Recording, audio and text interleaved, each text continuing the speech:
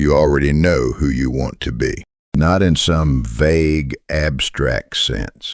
You can picture that version of yourself clearly, calmer, more focused, less reactive when small things go wrong. Someone who follows through instead of stopping halfway. Someone who doesn't spiral when one hard day hits. Someone whose thoughts don't keep churning long after the moment is past. And here's what's strange about all of this. You haven't been waiting to discover who that person is. You've known for a while. You've seen glimpses of them. Those moments when something just clicked. When you were patient without trying. When you made the right call and it felt natural. And then the next day, the old pattern came back. Your mind went right back to where it always goes. And you told yourself, not yet, not quite there. And you've tried to close that gap. You've read things, made commitments to yourself, had mornings where you felt completely different. And then something happened and the old version showed up again. And quietly, without even noticing it, you started to believe the gap was permanent. Like there's something missing in you that other people already have. Like everyone else got a version of themselves that works, and yours is still under construction. You've tried to slow down before and it didn't last. And that voice comes back and says, see, this is just who you are. And you're not alone in that feeling. Buddhism has understood this exact state of mind for a very long time. And what it says about that gap might completely change how you see yourself. That's what we're looking at today. The Buddha said, you yourself, as much as anybody in the entire universe, deserve your love and affection. Not after you've fixed yourself. Not once you've finally become the person you're trying to be. Right now, exactly as you are. And that one sentence points to something most people completely miss when they're trying to change. Here's the thing about the version of you that you keep reaching for. You imagine them as someone you still have to build. Someone on the other side of all the work. Someone who exists after you finally get everything together. But Buddhism doesn't see it that way. In Buddhist teaching, there's a concept called Buddha nature. And it's not mystical or reserved for people in monasteries. It's actually very practical and very grounded. Buddha nature is the idea that the capacity for clarity, compassion, and wisdom is not something you earn over time. It's something you already carry. Every single person. Not just the ones who've meditated for years. Not just the ones who've had some kind of inner breakthrough. You. Right now, with every pattern you're still working through. With every habit you haven't broken yet. The version of you that you picture. The calmer, more grounded one. That person isn't someone you're trying to create. That person is already in there. What you're actually doing is uncovering them. Slowly. Imperfectly, but genuinely. And that is a very different thing from building something from scratch. Because when you think you're building, you feel like you're starting from zero. Every setback feels like going backward. Every old habit feels like proof you haven't made progress. But when you understand you're uncovering, every moment of awareness becomes forward movement. Even the difficult ones. Even the moments where the old pattern wins again. The noticing itself is progress. The seeing is the work. Think about it this way. When you have one of those moments where you handle something really well, where you stay calm when you used to get tense, or you choose the harder but better option, you don't feel like you became someone else. You feel like you were finally yourself. Like something clicked into place that was always supposed to be there. That's not love. That's the real version of you showing up. And it happens more often than you give yourself credit for. You've been trained to overlook those moments and focus on the times you fell short. This is worth saying slowly, Buddha nature doesn't mean you are perfect. It doesn't mean you are always calm or always wise. It means the capacity for those things is already present. Think of it like water and ice. Ice is rigid and cold and fixed, but underneath it, the water is still there, always there. And when the right conditions are present, it flows again. That is not a transformation. That is a return. And you have experienced that return more times than you've given yourself credit for. There is a pattern most people fall into without realizing it. It goes something like this. I'll be more patient once things settle down. I'll be more present once I have less on my plate. I'll start taking better care of myself once I get through this one thing first. And then this one thing gets handled, and there is a new version of the same reason to wait. You know this pattern. You've probably lived it more than once. And the frustrating part is that the waiting always feels reasonable. It always has a good justification attached to it. It doesn't feel like avoidance. It feels like being responsible, like prepared, like waiting for the right time. But the right time keeps moving a little further ahead. Buddhism has a word for this kind of cycle, samsara, not in the dramatic cosmic sense, but in the very ordinary, everyday sense. The cycle of repeating the same conditions, expecting a different result, and then wondering why nothing fundamentally shifts. Here's what that means for you right now. The waiting is not preparation for becoming that person. The waiting is the pattern itself. The waiting is exactly what keeps the real version of you from showing up. Consider this, the calmer version of you that you want to be. They didn't wait until life stopped being hard to practice being calm. They practiced calm when things were hard, especially then. Not because they were naturally gifted, but because they stopped believing they needed perfect conditions first. The more focused version of you. They didn't wait until there were no distractions. They practiced focusing exactly when focus was most difficult. And gradually, without dramatic announcement, something changed. And here's something worth sitting with. Every time you tried and didn't quite hold it together, you still tried. That trying went somewhere. It changed something that doesn't show up on the surface right away. The mind learns from attempts, not just from successes. Every single attempt taught you something. Even the ones that look like failure from the outside. You don't have to get it right every time. You have to keep showing up. Showing up when it's hard is not a sign that you're failing. It is literally the practice. So if the person you want to be is already in there, why doesn't it feel that way most of the time? Think of it like this. Imagine a lantern sitting in a room. The light inside is on.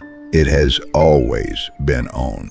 But someone has stacked layers of cloth over it. One layer of old habit. One layer of a story you've been telling yourself for years. One layer of comparison to the people around you. One layer of quiet fear about being seen for who you really are. The light doesn't dim, but you can't see it clearly through all of that.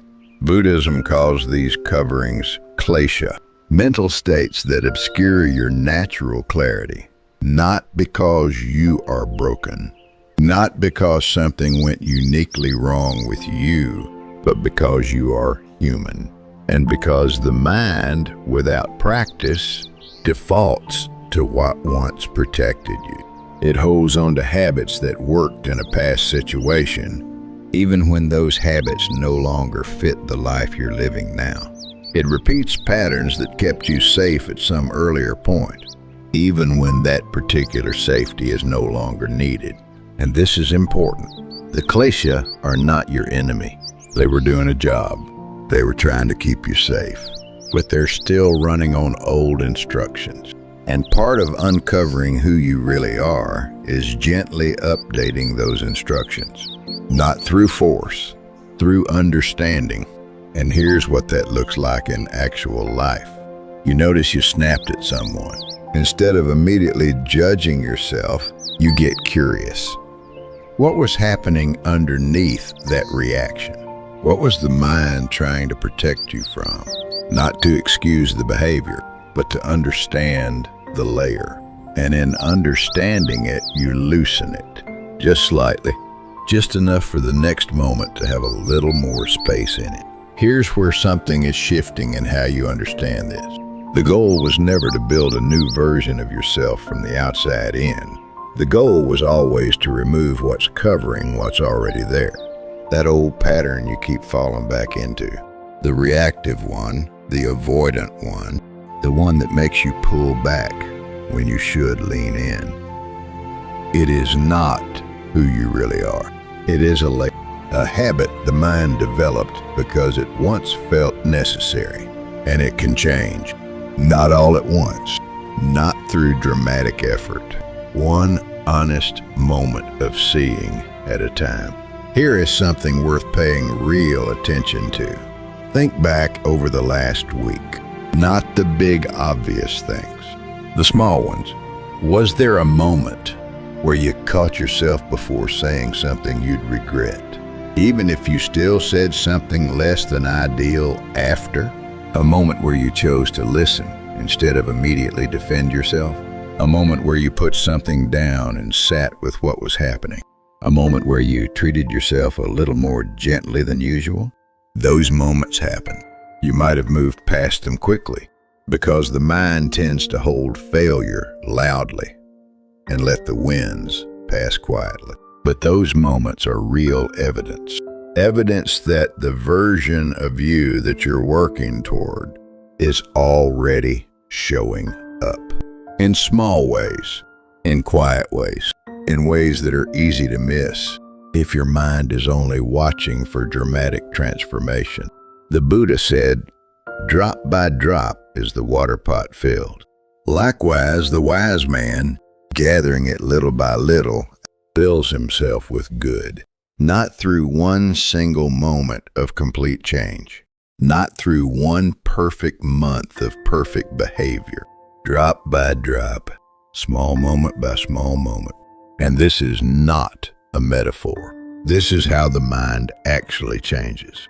Not in bursts, not through intensity, through consistency, through small, honest, repeated moments. A moment where you breathe instead of react. A moment where you choose patience instead of impatience. A moment where you see the pattern and just see it, without making it mean something terrible about who you are. Each of those moments is a drop in the pot, and the pot does fill, even when it doesn't feel like it. Each time you pause before reacting, each time you choose the slightly less reactive path, each time you extend a little more patience than you had yesterday, you are filling up. You are uncovering more of who you already are. And over time, you'll find those moments come more easily. Not because you forced them into existence, but because you stop blocking them as often. Not because you suddenly develop some kind of new capacity, but because the real version of you had a little more room to move.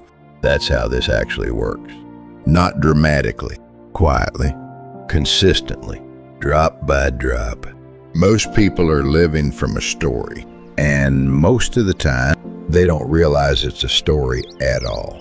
They think it's a fact. Because it's been repeated so many times, it has the weight and feel of truth. The story usually sounds something like this. This is just how I am. My thoughts always end up here. I've always struggled with this particular thing. This is how I react when I'm under pressure. I've tried to change this before and it never sticks. Other people seem to figure this out, but for me, it's different.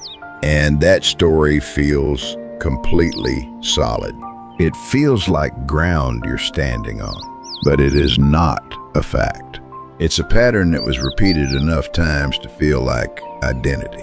And that is a very different thing. In Buddhist thinking, the self is not fixed, not rigid, not a permanent structure you have to work around for the rest of your life. The concept of anatta, often translated as no self, doesn't mean you don't exist.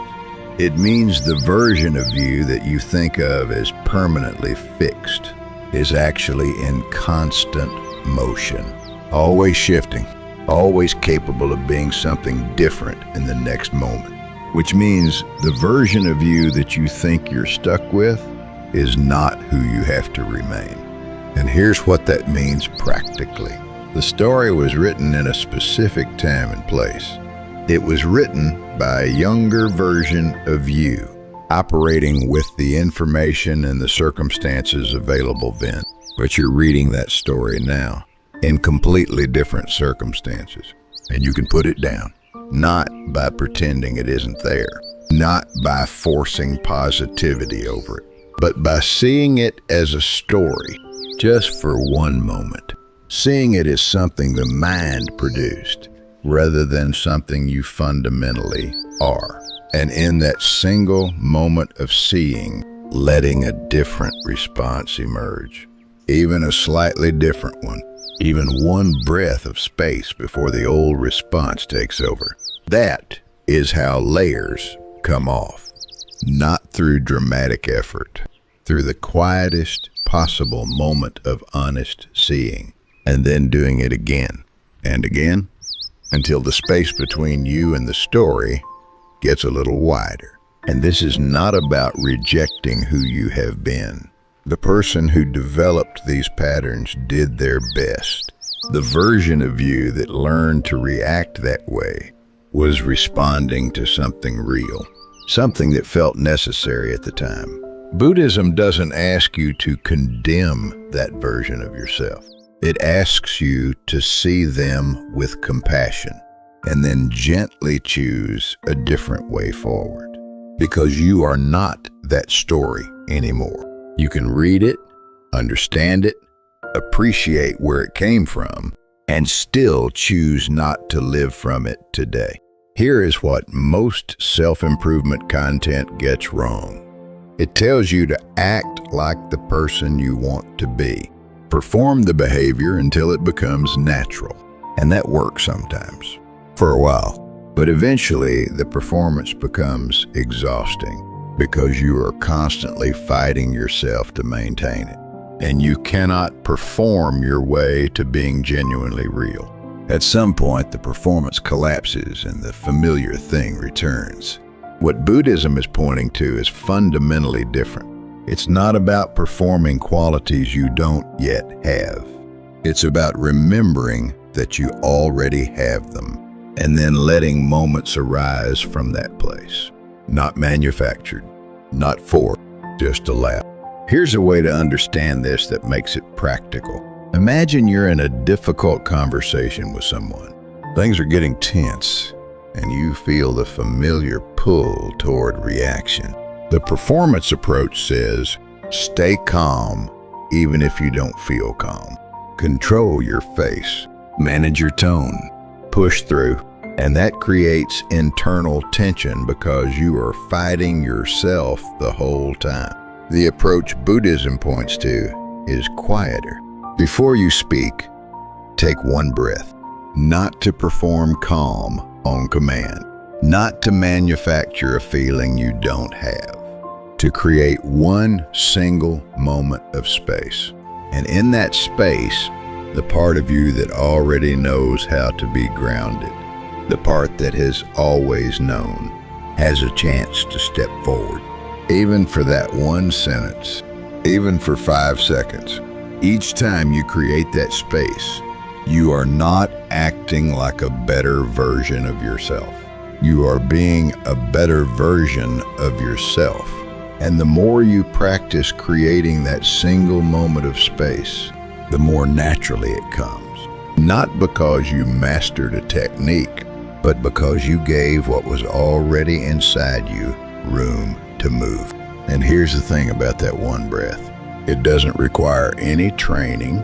You don't need anything special to take it. You just need to remember that it's available. That between the thing that happens and your response to it, there is always a space. Always. Even if it's a very small one. And in that space, the version of you that you've been looking for has always been waiting. Not to be built, to be given a moment to show up. This is what practice means in the Buddhist sense. Not building something new from the outside. Returning to something you already are from the inside. Again and again, until the returning starts to feel like home. This is the part that matters most. Every time you slip back into the old pattern, the mind wants to tell you that you're back at the beginning, that the work you did was undone. That progress doesn't count unless it's permanent and visible, that you haven't actually changed at all. And that voice sounds very convincing. It has been practicing that speech for a long time, but it is wrong. Buddhism is very clear on this. Every moment of awareness counts. Every single one. Every moment where you saw yourself clearly, even for a second, moved something that cannot be unmoved. Even the moments that looked like failure from the outside, if you were honestly present for them, they changed something inside. You are not starting from zero. You never were. Every time you caught yourself before reacting badly, and then still reacted badly after, you still caught yourself first. That catching happened. It was real. It mattered. And it is part of how the real version of you surfaces.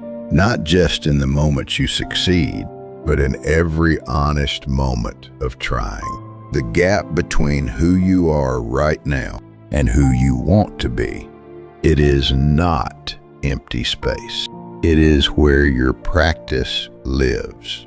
It is where you are doing the actual work of uncovering what was always in there. And every time you choose to look at yourself honestly, every time you pause instead of react, every time you let yourself be a little more present than comfortable, you are not falling behind. You are exactly where this process needs you to be. The person you want to be is not on the other side of that gap. They are here, in this moment, showing up in every small choice you make toward clarity, in every breath you take before speaking, in every moment you notice the old pattern, and just notice it, without collapsing into harsh judgment. That is not becoming. That is remembering, and it is already happening. What Buddhism is pointing to in all of this is not complicated. The version of you that you've been reaching for, the one who is calmer, more grounded, more genuinely yourself, isn't waiting to be constructed from scratch. They are already in you. They have always been in you. What you're doing right now is uncovering them. And the uncovering is already in progress. In every moment of honest awareness you bring to your own patterns, in every moment you choose space over reaction, in every small, quiet act of being a little more like the person you already are inside. And that is not nothing. That is not a small thing. That is everything. So today, you don't need a new plan. You don't need a new system or a better strategy. You need one moment of space, one breath before you respond, 1 second of letting the real version of you step forward, and then another moment, and then another. That is enough. That has always been enough. The real version of you isn't somewhere in the future. They are not behind the next decision or the next breakthrough. They are in the next breath you take before responding, in the next moment of honest seeing. in the next small choice toward clarity. That's where they live, and they've been there the whole time. If this way of looking at things feels useful to you, consider subscribing.